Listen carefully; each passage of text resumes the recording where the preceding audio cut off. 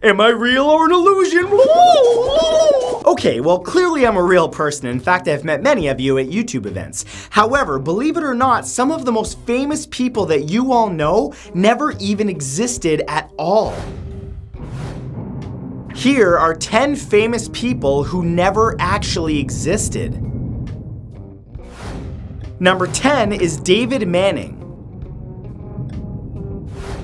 In July of 2000, after seeing a number of poor reviews on multiple films coming out of Columbia Pictures, David Manning decided to take matters into his own hands. He began giving positive and supportive reviews for every movie that he saw, encouraging others to go see movies such as Kevin Bacon's Hollow Man and Rob Schneider's The Animal. The problem was, David Manning was not actually a reviewer at all, but was actually the pseudonym for Matthew Kramer, a marketing executive at Sony, the parent company of Columbia Pictures. Conspiracy, yell it from the rooftops! Kramer made multiple posts, and many people went to see terrible films because he called them winners. Newsweek eventually outed him, and Sony wound up paying $5 back to every moviegoer that wasted an evening seeing a dud because David Manning loved it. That's like a YouTuber clicking like on their own video. Nobody does that. Number 9 is Alan Smithee. If you've been following Hollywood director Alan Smithee's career, you're likely wondering how the guy had time to make so many films in such a short period. The thing is, you can actually have all the time in the world if you're imaginary. Alan Smithee was the official false name used by directors in the film industry who wanted to distance themselves from a project. Created back in 1968, the first use of the pseudonym was for the 1969 film Death of a Gunfighter. Replacement director Don Siegel decided that he wanted the Directors Guild of America to know it was lead actor Richard Widmark who was really in charge, and thus it wasn't Siegel's fault if it bombed. The moniker was used until the year 2000, when it was formally discontinued. Still, the name can be seen in the credits of dozens of films. You know, I actually do this with my YouTube videos. I upload them on another channel called Princess Banana Hammock, and I've said too much. Number 8 are the Gorillaz. I'm not real, that'd make you mad, I got sunshine in a bag. Formed in 1998 in Essex, England, Gorillaz is a collaborative virtual band that was initially created by Damon Albarn, the lead singer of Blur, and artist Jamie Hewlett, the co-creator of the comic Tank Girl. While this 4-man group has sold several million records and performed live at venues like the 2002 Brit Awards, its accomplishments are all more impressive when you learn that they're not real. The bandmates 2D, Murdoch Nichols, Noodle, and Russell Hobbs are all cartoon characters drawn by Hewlett, while Albarn provides the actual music, producing it either solo or with outside contributing artists. On the rare occasion that the Gorillaz perform live, they use technologies such as large projector screens or holograms, but the 4 most recognizable faces in the band are all computer generated. I'm sorry I had to make this that obvious, but I'm afraid that some of you out there might actually think that those cartoons are real people, and if that's the case, you need to seek help. Number 7 is Donald Kaufman. In late January 2003, the nominations for the 75th Annual Academy Awards were announced, and included one name that truly stood out, mostly because he was a fictional character. Twin brothers Charlie and Donald Kaufman were up for Best Adapted Screenplay for Adaptation, which was based on Susan Orlean's novel The Orchid Thief. Now this confused a lot of people as Charlie did not have a twin brother. The fictional Donald was created by Kaufman for the film, but in an attempt at being clever, was also credited with writing the movie and even got a special in loving memory of Donald Kaufman at the end of the credits due to his character dying in one of the final scenes. Man, this guy's twisted, damn. Donald might just be the only fictional character to ever actually receive an Oscar nomination. Okay, that's hilarious. A fictional guy actually got an Oscar nomination. I guess it just shows how smart these judges really are. Number 6 is Betty Crocker. Wait, what? Then whose delicious muffin mix have I been buying? Long before her name or image was appearing on boxes of cake mix or cookie dough, Betty Crocker was a kitchen advice giver in 1921, responding to letters and baking questions mailed in from people all over the United States in a newspaper called the Saturday Evening Post. Readers were content knowing that their cooking and product inquiries were being handled by Betty, a mature woman who spent most of her time in the kitchen. Ah, she's a lovely old woman, except she never existed. That's right, Betty Crocker was never an actual person. She was created by advertising director Sam Gale, who felt that women wouldn't be willing to hear cooking advice from a man, so he wrote his column under the pseudonym. The character wound up taking on a life of its own, even gaining her own radio show and appearing on multiple products. Every bite into those delicious cupcakes were a lie.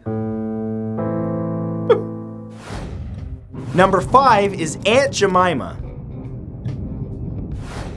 More delicious syrupy lies! A staple on breakfast tables all over North America, Aunt Jemima syrup and pancake mixes are a very popular line of products. Although trademarked by Quaker Oats Company out of Chicago, Illinois in 1937, Aunt Jemima has been a household name all the way back to 1889. Most people in the United States even today can picture what she looks like in their own head, which is odd considering she's not a real person. Disturbingly, the first version of Jemima was inspired by a person in blackface and apron and kerchief. Former slave Nancy Green was the first woman to portray the brand icon, something she continued to do for nearly 33 years until her death in 1923. Since then, multiple women have taken on the role, none of them being the real Aunt Jemima that prepared your syrup for you. Disturbing beginnings of delicious pancakes.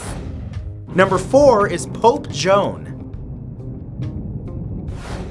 According to a famous legend, during the Middle Ages, a brilliantly smart and talented actress named Joan decided to disguise herself as a man and managed to move up the ranks in the church hierarchy until she was eventually elected pope. She remained the head of the church until one day, while in a procession, Pope Joan suddenly gave birth right there on her horse. Can we slow this thing down a little bit? It's galloping too late. Some versions of the story say that she died immediately after, while others say that she was murdered by a mob of people over her deception. Well, it's most likely that neither version is accurate, as the evidence of her ever actually existing is in and of itself non-existent, outside of the tale itself. Believers often point out that the church destroyed all records of the incident. But regardless, today Joan is lauded, fictional or not, as an inspiration. Hey man, if it makes people happy and gives them hope, why not? It's kind of like Superman, just gets people all warm and fuzzy.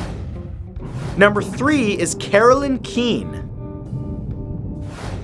For any fans of the Nancy Drew books, this one might change the way you look back on those stories. Released between 1930 and 1985, these mystery novels were very popular with young girls. Each book has a single name credited as the author right on the cover and in a few places inside. That name is Carolyn Keene, and many of you may recognize it. Yeah, but the thing is, she didn't write any of the Nancy Drew books. But Matt, how can that be? Well, if you weren't paying attention to the title of this video, it's because she doesn't exist. The moniker was a pseudonym used by several writers, all hired by Edward Stratemeyer, the book's producer. Each ghostwriter was paid $125 to complete the book and then sign away all credit, so the stories seemed like they all came from the same place. It wasn't until fans started asking questions about Keene in the late 70s that the truth started coming out. That's like 45 years of deception. She could be the next James Bond, damn.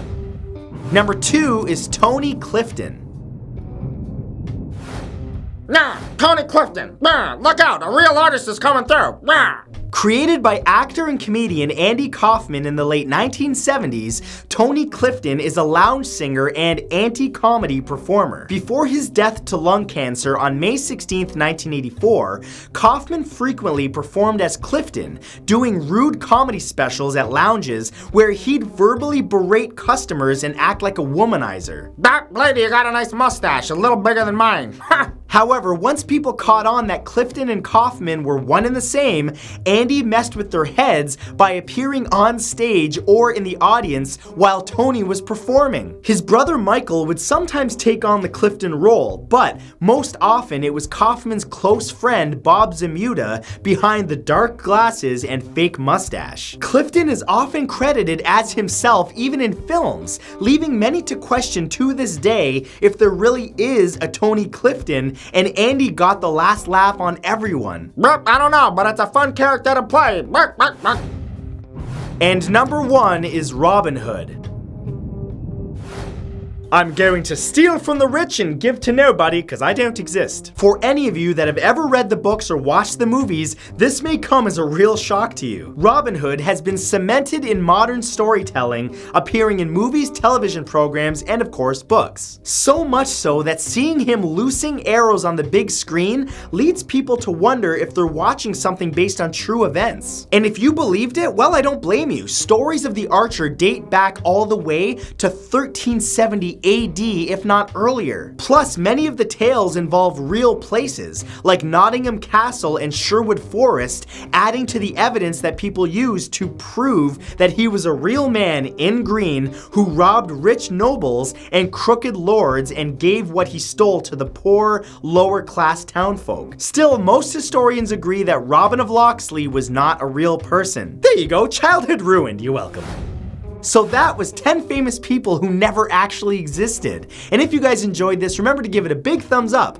Also, be sure to subscribe and turn on notifications by clicking the little bell beside the subscribe button so that you never miss a video, because I release new ones all the time. Thank you guys for watching, and I'm going to go rob the rich and give to the poor. But not really, because I don't exist. Bye!